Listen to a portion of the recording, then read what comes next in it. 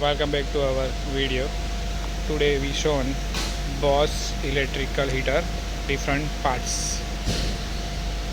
This is Boss Professional GHG 180 induction heater.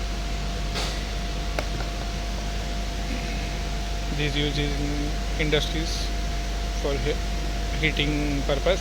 So let's open it. So now you can see we remove this cap from here. Okay, now we open front cover. It's look like this. Look at these parts. Majorly three different parts are there: switch mechanism, blower assembly, and induction heater.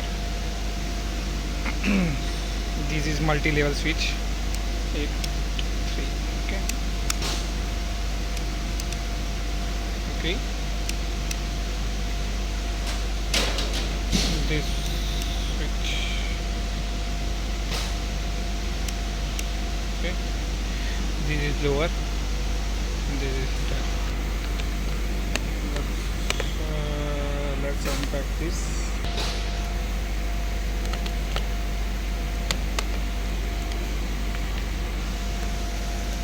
Okay.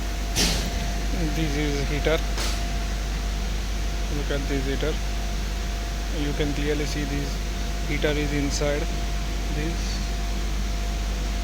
Okay, this is blower part.